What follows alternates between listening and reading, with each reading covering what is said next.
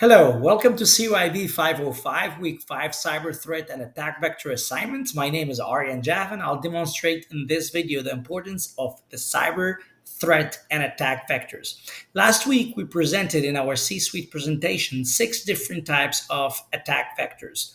A threat actor or malicious actor is either a person or a group of people that can take a part in an action that is intended to cause harm to cyber realm, including computer devices, system, or networks. And we also classified these actors into 3 groups according to their impact: high, moderate, and low. So we listed the cyber terrorist and the APT under the high impact, which is the top, and the cyber criminals and insider threat under the moderate, which is in the middle, and the hacktivists and script kiddies under the low impact. Taking risk in consideration obligate us to present a clear definition of threats and vulnerabilities. In cybersecurity, threat is a negative event such as exploit of a vulnerability, while a vulnerability is a weakness that exposes us to threat, uh, therefore increase the likelihood of a negative event. So the threat is a process that magnifies the likelihood of a negative events to take place, such as the exploit of a vulnerability. And a vulnerability is a weakness in our infrastructure, network, or application that potentially expose us to threats. So when we threat targets a vulnerability that exists in our infrastructure, network, or application, it can result uh, to a big risk to our assets, database, or business. So we can start the second stage of this video by mentioning the difference between the vulnerability and threats, so we can explain what are they in the beginning, and we can list the differences in between. So what is a threat?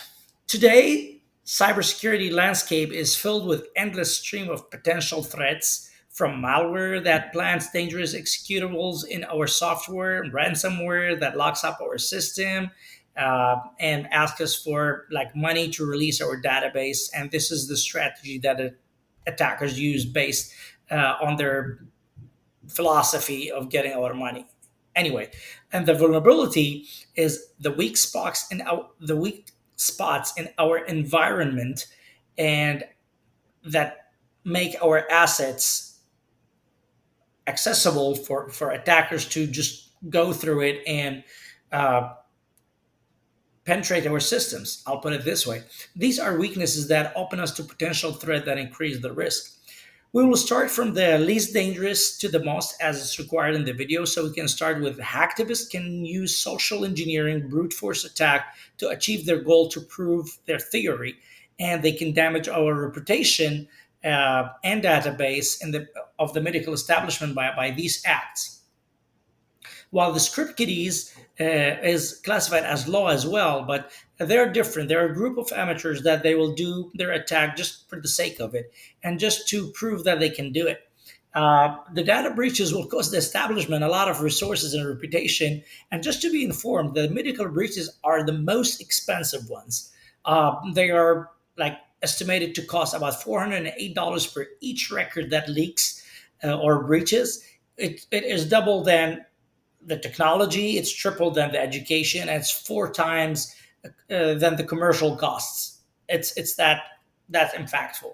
So the second layer, which is the moderate, the cyber criminals and the insider threats. These are the second ones. We can just say cyber criminals can use the IoT, the Internet of Things, to log into our system to take financial advantages of the access, like hacking the medical mobile application, perform identity theft, or use ransomware to lock our system to ask us for money. These are the cyber criminals. While the insider threats can have a profound impact on the organization beyond the loss of the value of the asset that can be removed or disclosed or destroyed. Organization can suffer immediate losses on their infrastructure value, uh, which will lose a lot of reputation and revenue in the same time. And going to the last stage was the most high impact, which are the APT and the cyber terrorist.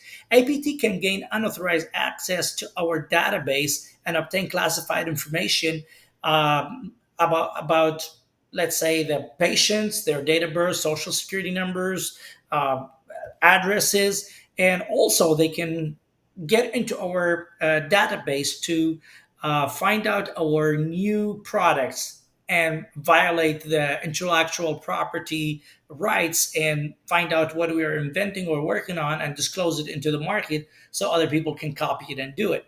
And cyber terrorists can grant access to patient personal records or the establishment a security system to schedule or plan violence, riot, criminal acts against specific people that they are into this establishment. Anyway, this was my presentation for this. I hope you like it. Thank you so much and have a wonderful day.